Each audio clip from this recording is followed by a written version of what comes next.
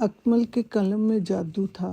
اس وقت لکھنے بیٹھتے خیالات کی روح بہہ نکلتی، جیسے پہاڑوں سے چشمے پھوٹ نکلی۔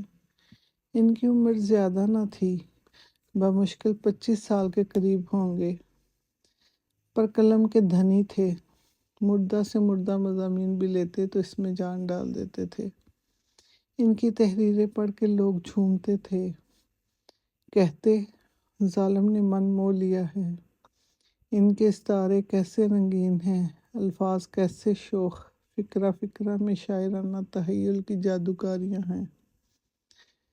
یہی جی چاہتا ہے کہ پڑھتے ہی رہیں، کبھی بس نہ کریں۔ ان کے مضامین میں دلکشی، رنگینی، تاثیر سب کچھ تھا، اور سب سے بڑھ کر سادگی۔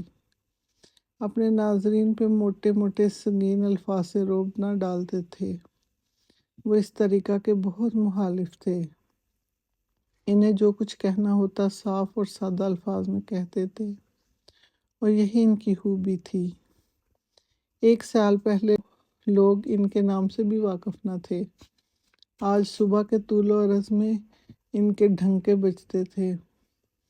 کوئی چھوٹے سے چھوٹا قصبہ بھی ایسا نہ ہوگا جس میں جذبات رنگین اور پرواز تخیل کی 1-2 کاپیاں نہ ہوں۔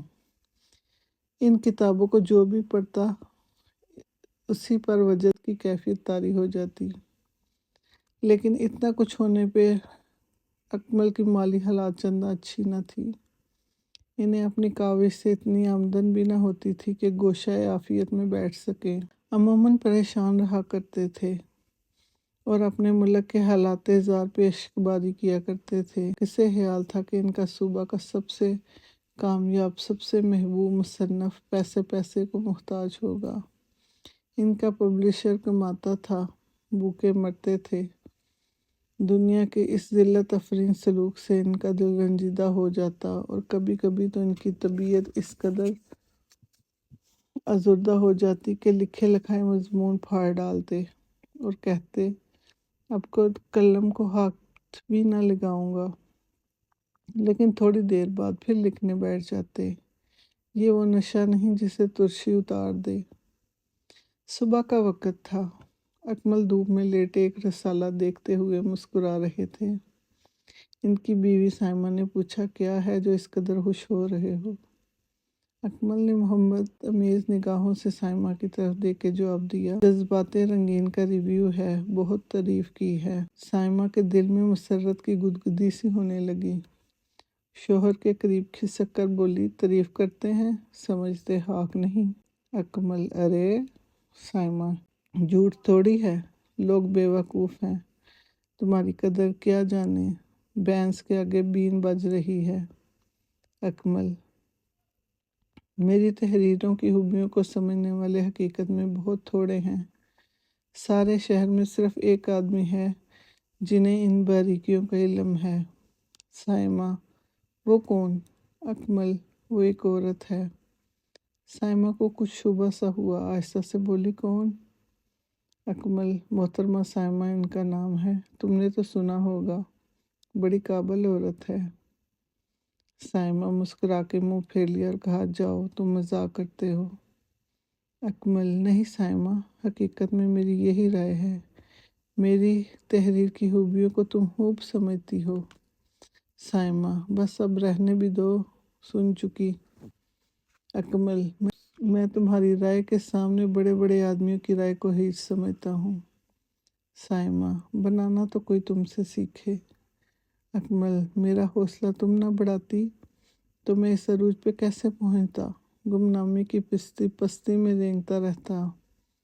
سائمہ، اچھا تو یہ بات ہے۔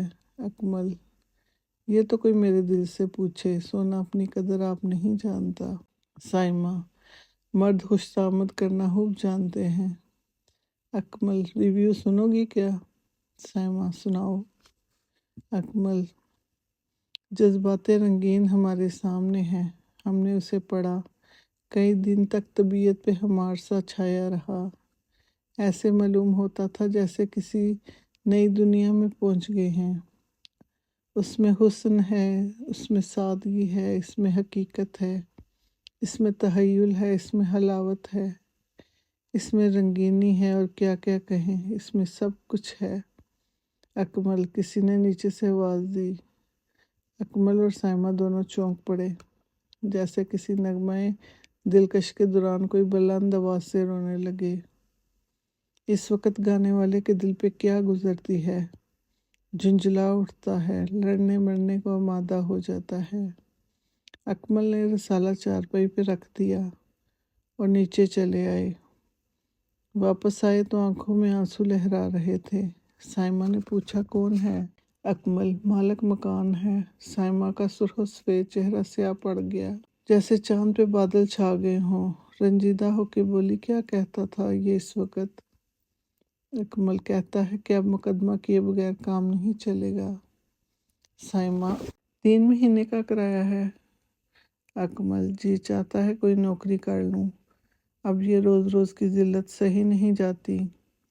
تعریف کرنے کو سبھی کرتے ہیں مگر مدد کرنے کوئی ایک بھی نہیں آتا۔ خالی تعریف سے کبھی کسی کا پیٹ بھرا ہے؟ سائمہ نے اکمل کی طرف دیکھ کر کہا، دیکھو تم سے یہ چسکا چھوڑا نہ جائے گا، دوسری شراب ہے۔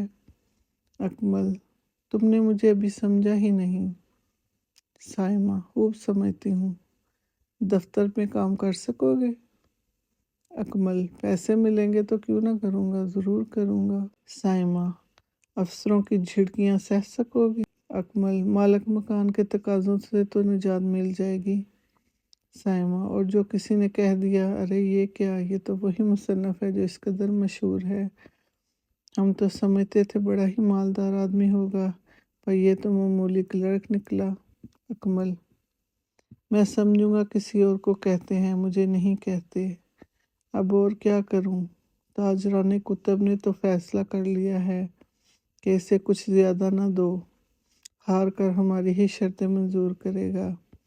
وہ روپے والے ہیں، روپے کی قدر سمجھتے ہیں، میری خوبیوں کی قدر نہیں سمجھتے۔ ایسے نااہل مجھے کیا دیں گے؟ سائمہ، جھوٹ نہیں کہتا، اگر میں یورپ میں ہوتا تو اس وقت سونے کے محل کھڑے کر لیتا، یہاں اپنی قسمت کو رو رہے ہیں۔ تو آج جاؤں، نیاز سے مل کے آؤں؟ میرا دل کہتا ہے کہ کام بن جائے گا، بہت نیک آدمی ہے۔ سائمہ، ذرا تعریف کر دینا، بڑا آدمی ہے۔ یہ آدمی 2 باتوں سے خوش ہو جاتے ہیں، اور باتوں کی تمہارے پاس کمی نہیں، کیا خیال ہے؟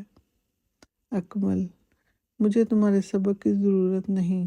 سائمہ، یہ کام ہو جائے تو سب کام ہو جائیں گے۔ اکمل، اس کے اختیارات بہت ہیں، چاہے تو آج ہی نوکر رکھ لے، اٹھو کپڑے نکال دو۔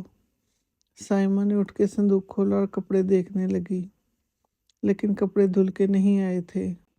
سائمہ کے دل پہ دوسرا چرکا لگا، چہرہ زرد ہو گیا۔